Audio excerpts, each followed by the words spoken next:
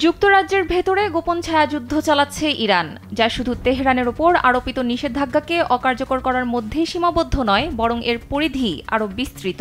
জানা গেছে, প্রোপাগান্ডার মাধ্যমে যুক্তরাজ্যের নাগরিকদের মধ্যে প্রভাব বিস্তার এবং সমাজে বিভাজন তৈরির লক্ষ্যে কাজ করছে ইরান। এমনটাই জানিয়েছে ব্রিটিশ দৈনিক দ্য টেলিগ্রাফ। সোমবার প্রকাশিত প্রতিবেদনে বলা হয়েছে, ২০২৪ সালে যুক্তরাজ্যের ট্রেজারি ৯টি নিষেধাজ্ঞা লঙ্ঘনের ঘটনা তদন্ত করে। তবে এই লঙ্ঘনগুলো ইরানের অভ্যন্তরীণ রাজনৈতিক প্রভাব ও আর্থিক তৎপরতার একটি ক্ষুদ্র অংশ মাত্র। দ্য টেলিগ্রাফের মতে, ইরানের দীর্ঘমেয়াদী কৌশলের লক্ষ্য হল পশ্চিমা শত্রু রাষ্ট্রগুলোর ভিতরে বিভাজন তৈরি করা এবং যুক্তরাষ্ট্র ঘনিষ্ঠ দেশগুলোর রাজনৈতিক স্থিতিশীলতাকে দুর্বল করা। প্রতিবেদনে ইঙ্গিত দেওয়া হয়েছে যে ইরানের রাষ্ট্রীয় টেলিভিশন চ্যানেল প্রেস টিভি একসময় যুক্তরাজ্যের সম্প্রচারের অনুমতি পেলেও ২০১২ সালে তা বাতিল হয়।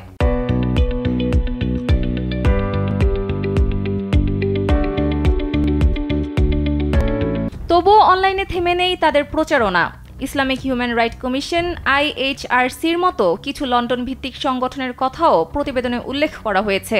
বলা হচ্ছে, এই সংগঠনগুলো কুদস ডে আয়োজন করে এবং পূর্বে হিজবুল্লাহর প্রতি প্রকাশ্য সমর্থন জানিয়ে সমালোচনার মুখে পড়ে, অথচ যুক্তরাজ্য হিজবুল্লাহ সন্ত্রাসী সংগঠন হিসেবে তালিকাভুক্ত।